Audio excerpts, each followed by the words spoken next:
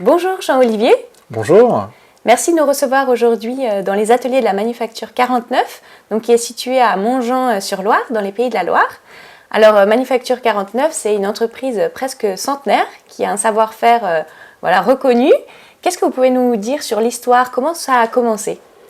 Donc, bienvenue. La Manufacture, c'est la filiale industrielle du groupe Eram.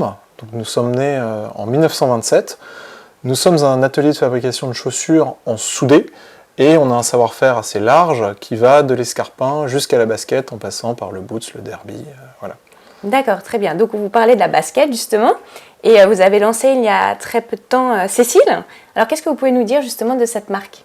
Alors Cécile, on est parti du constat que la mode était l'une des industries les plus polluantes et on a cherché à voir ce que nous, en tant que fabricants, on pourrait faire pour essayer d'améliorer les choses. Et c'est dans cet esprit qu'on a créé Cécile, avec l'objectif de faire une chaussure socialement responsable, donc entièrement fabriquée en France, et avec l'empreinte environnementale la plus basse possible. Ok, très bien. Et donc maintenant, alors l'idée c'est qu'on puisse découvrir justement les différentes étapes pour fabriquer la chaussure Cécile. Alors on commence par quoi? Et bien on va commencer par devoir concevoir la chaussure, donc par le bureau d'études. Ok, bah alors c'est parti, on va découvrir le bureau d'études. Alors Jean-Olivier, on est dans le bureau d'études, donc c'est là que commence la conception de la Cécile. Alors pour vous, l'innovation, c'est vraiment au cœur de vos préoccupations. Alors justement, en quoi cette chaussure éco-conçue, elle est innovante? Comment ça se passe au niveau du choix des matières, de la conception? Alors cette chaussure, elle est innovante déjà parce qu'elle est réparable. C'est-à-dire qu'on a déposé un brevet pour pouvoir démonter la semelle et la changer. Pour nous, une chaussure durable, c'est une chaussure qui va durer dans le temps. L'idée, c'est que si votre chaussure elle est usée, vous pouvez nous la renvoyer, on la répare et c'est reparti pour un tour. Et on va allonger la durée de vie du produit et donc à nouveau baisser l'empreinte environnementale. On a également choisi nos matériaux, c'est-à-dire qu'on va travailler à la fois du cuir, qui reste un déchet de l'industrie agroalimentaire, mais également des matériaux alternatifs. Ici, par exemple, vous avez de la laine recyclée, vous avez des déchets de maïs, vous avez une doublure en polyester recyclé, et vous allez aussi retrouver une semelle qui elle-même est en matière en caoutchouc recyclé. On travaille en local, c'est-à-dire que notre fournisseur le plus loin, il est à 1300 km de l'atelier. En fait, plus on va travailler en local et plus on va réduire notre empreinte carbone. Dans la zone d'échantillonnage, c'est ça? Alors oui, on arrive à l'atelier de piqûre échantillon. C'est ici qu'on va venir assembler les tiges, donc les dessus de chaussures de nos prototypes. Ok, très bien. Et alors en général, on commence par quelle machine? Alors tout dépend de ce qu'il y a à faire. En fait, ici vous avez des machines piliers, des machines à plat, enfin, vous avez un peu tous les types de machines à coudre possibles et imaginables. Donc la première étape en fait consiste à venir assembler les morceaux de tige qui ont été coupés au préalable. Donc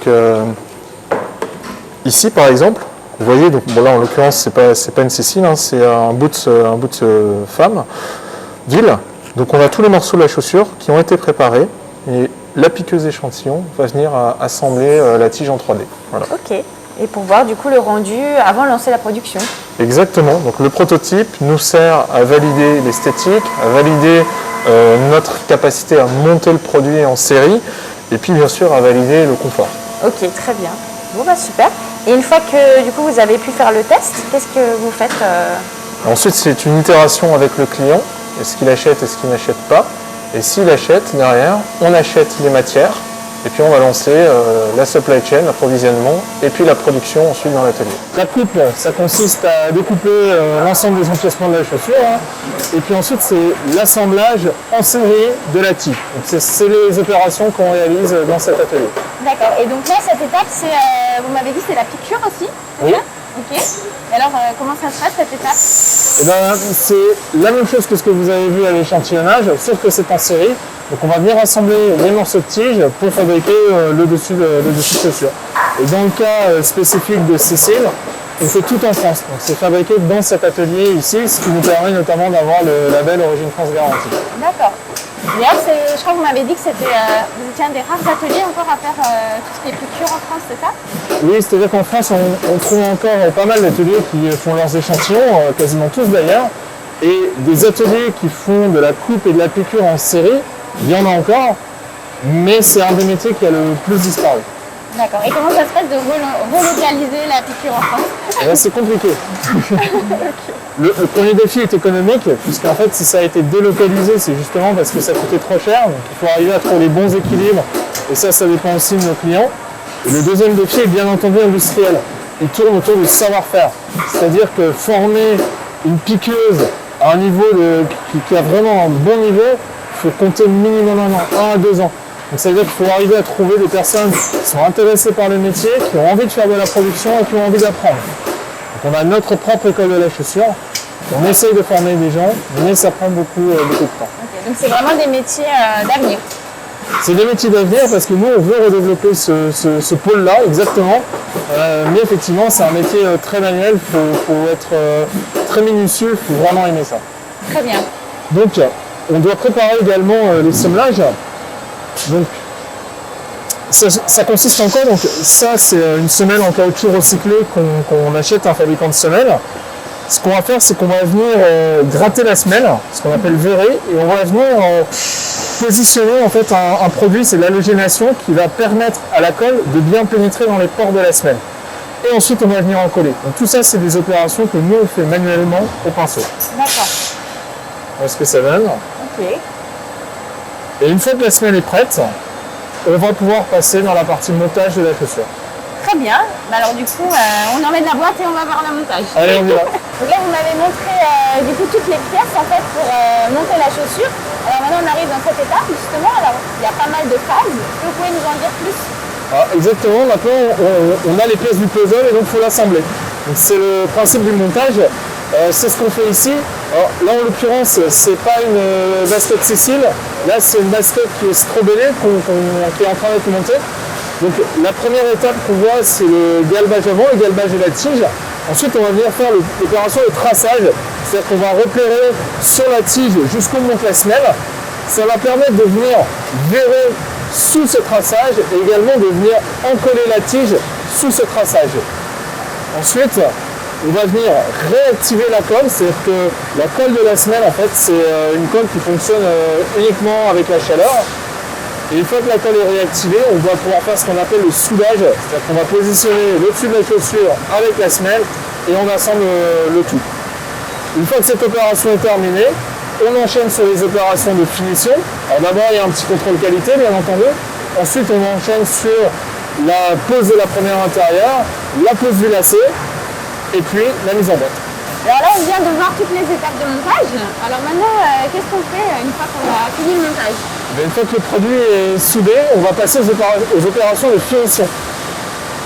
Donc ici, on a un petit contrôle qualité, vous voyez.